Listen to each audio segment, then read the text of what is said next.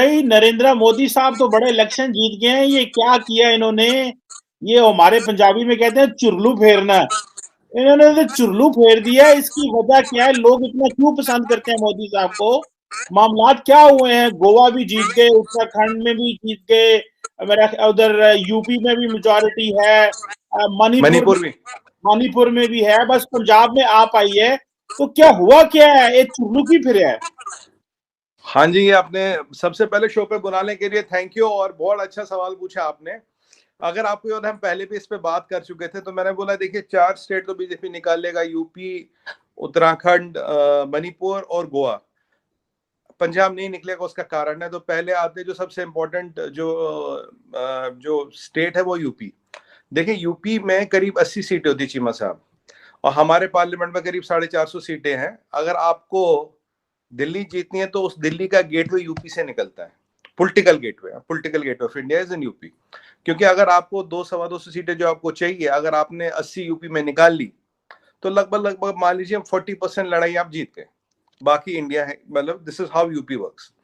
ठीक है जी। तो यूपी में पिछले 40 साल से कोई गवर्नमेंट रिपीट नहीं हुई। पहली बार गवर्नमेंट रिपीट हुई है, पहली बार सीएम रिपीट हुआ है।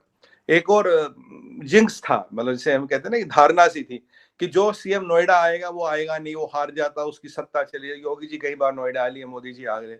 उन्होंने सबसे पहले बोला था मैं नोएडा ही चलूंगा। जहां तुम कहते जाने के बाद में जहाँ कोई नहीं आता, सरकार निकले, सबसे पहले मैं वही आऊंगा। ठीक है जी। और जो मेजोरिटी अगर आप देखें, कल 270 सीटें, जो मेरा पोजीशन था, अभी मैं अपने नेशनल टीवी पे कई चैनलों पे कह रहा था 270 सीटें आ रही है, ये पक्की बात है। तो ये जो चीजें हुई कल, 2 चीजें इसमें हुई। एक तो यहाँ पहले चलता था कास्ट बेस्ड पॉलिटिक्स, कि आप इस जात के, आप उस जात के। जो हमारे विरोधी थे अखिलेश यादव जी, और ये सिर्फ राज कास्ट बेस्ड पॉलिटिक्स करते कि ये वाला कास्ट, ये वाला कास्ट, ये वाला तबका मुझे वोट देगा, ये 3 मिलके मैं पार कर लूंगा। अब जो बीजेपी की राजनीति वो है कि भाई डेवलपमेंट पे, हमने ये डेवलपमेंट दी है, हम ये डेवलपमेंट देंगे, आप उस पर वोट दीजिए, आप कास्ट को भूल जाइए। और एक हमारी बीएसपी भी पार्टी होती है, जिनका बेसिकली जो ओबीसी सेक्शन होता है वो उनका मेन वोट बैंक होता है। अब दिक्कत क्या चीमा साहब, जो ये रीजनल पार्टियां बनी है, ये बनी है इसी चीज पे। इनका सोर्स कोड, इनका डीएनए, इनकी प्रोग्रामिंग इस पे हुई है। आपको होगा बहुत साल पहले इंडिया में मंडल कमीशन आया होगा, 30 साल पहले। मंडल के बाद ये सब छोटी छोटी पार्टियां निकल, मैं इस जात की पार्टी में, उस जात की पार्टी, सिस्टम हो गया, डिवीजन हो गया। बीजेपी कहती है सीमेंटिंग, ये कहते हैं डिवीजन। फंडामेंटल फर्क है।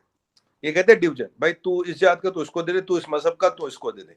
बीजेपी कहता नहीं, सब आप दे रहे हो, डेवलपमेंट का प्लान है, ये हमारे एजेंडा, आप उस पर दे दो। जात आपका, मजहब के, इट डज नॉट मैटर। तो कल वही हुआ। तो यूपी का जीतना इज लाइक विनिंग इंडिया। एक परसेप्शन की लड़ाई में बहुत इंपॉर्टेंट है यूपी, हो गया। अब मणिपुर की बात करें तो मणिपुर में चीमा साहब एजेंडा था डेवलपमेंट का, डिलीवरी कितना 5 सालों में, कौन प्राइम मिनिस्टर वहां कितनी बार गए, कितनी बार जहां आप उनको मेन स्ट्रीम में लाए, क्योंकि थोड़ा लगता है यार हम कटे हुए से। तो वहां जब लोगों को लगा यार इतना डेवलप्ड हो गया, मेन स्ट्रीम में आ गए, अच्छी चीजें उन्हें दिख रही है। देखिए, वहां कोई बीजेपी वगैरह वाला जादू नहीं है। वहां की पॉपुलेशन भी सारी मेजोरिटी क्रिश्चियन है। तो उन्हें लगा नहीं यार, काम हुआ, डेवलपमेंट हो रही, आगे हमें फ्यूचर दिख रहा है। तो मणिपुर वैसे आ गया। उत्तराखंड बिल्कुल यूपी से लगा हुआ, देवभूमि भी कहते हैं उसके, वहां उनके एजेंडा है। वहां सीटें ऐसी चीमा साहब, 2-2 हजार वोट में या सीट यहाँ जाएगी, वहां जाएगी। छोटी कॉन्स्टिट्यूंसी है, छोटे छोटे वोटिंग है, बहुत बड़े वोटिंग वाला नंबर नहीं होता। वो आ गया।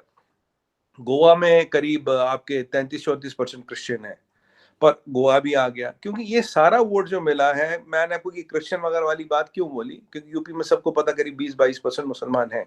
कई जगह तो 50-50% से ज्यादा किसी डिस्ट्रिक्ट में। तो ये मैंने आपको मजहब वाली बात में इसलिए लाया कि ये कोई मजहब पे वोट नहीं था, ये था डेवलपमेंट डिलीवर्ड। आपने डेवलपमेंट क्या डिलीवर की ग्राउंड पे, उस पर वोट था। अब आते हैं पंजाब में। पंजाब में चीमा साहब बहुत इंटरेस्टिंग है। हमारे एक पार्टी है कांग्रेस पार्टी, ये ऐसी शानदार पार्टी अपने विरोधी को जिताती है। बीजेपी का कोई कार्डर नहीं है पंजाब में, कोई ऑर्गेनाइजेशन नहीं है, क्योंकि श्रीमनी अकाली दल के साथ टाइप होता था और वैसे ही चलता आ रहा था। अभी वो टाइप टूट गया पीछे किसान अधिवेशन वगैरह के चलते। बाय द वे, जो सो कॉल्ड किसान आंदोलन था, उसका कोई इम्पैक्ट नहीं किसी भी इलेक्शन पे। जो वोटर है हमारा 50-60% किसान ही है, कोई इम्पैक्ट कहीं पे नहीं देखा गया। तो जो हम कहते थे भाई ये कुछ लोगों की पॉलिटिकल एम्बिशंस हैं, और वो जो लोग इनके नेता वेता बन रहे थे वो घूम रहे थे, वो कल गायब थे। और भाई कल तो मैं सुबह 7 से लेकर 7:30 तक लाइव था। काफी चैनल चल रहे थे, रात को भी चल रहा था फिर।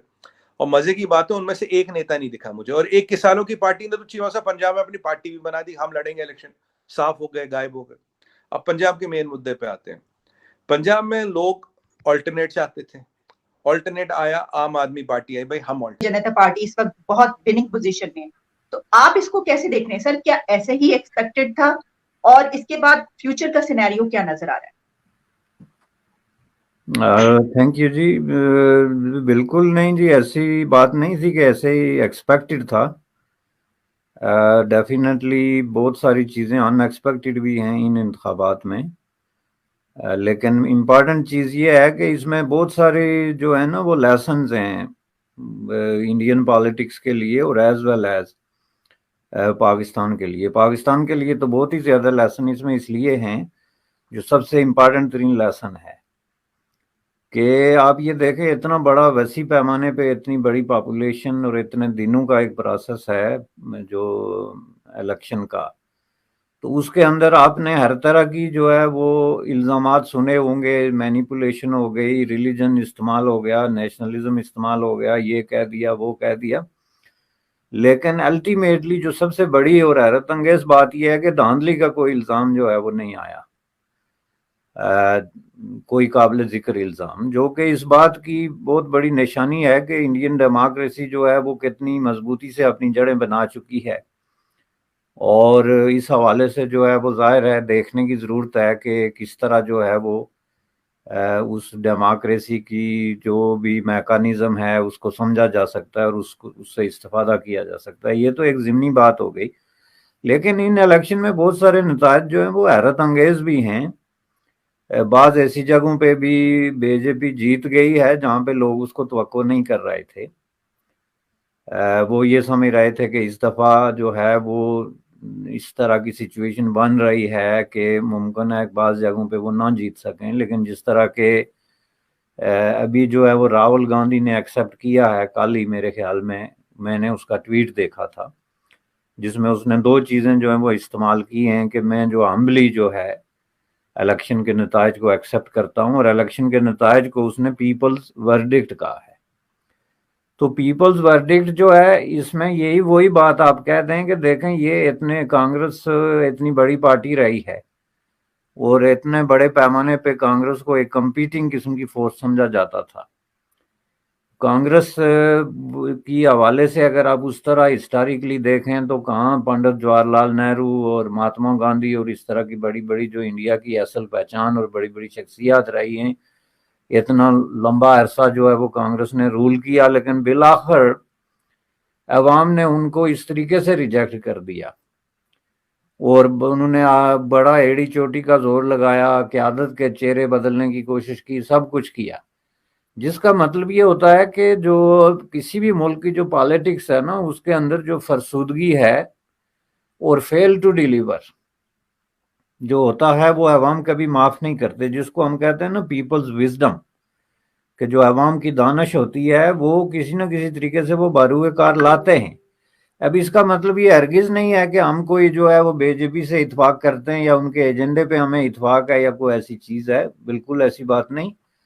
लेकिन जमहूरियत पे जो कोई भी बिलीव करता है वो अगर कोई ऐसे इलेक्शन देखता है जिसमें कोई बड़ी धांधली भी नहीं हुई, जिसमें कोई बहुत बड़े पैमाने पे कोई मैनिपुलेशन भी नहीं हुई, जिसमें आप कोई बहुत बड़ा इल्ज़ाम भी किसी पार्टी पे नहीं लगा सकते और वो सीटें भी ले जाते हैं, तो फिर इसको शराफत का तकाजा ये होता है कि पीपल्स वर्डिक्ट के तौर पे या अवाम के मैंडेट के तौर पे तस्लीम कर लेना चाहिए।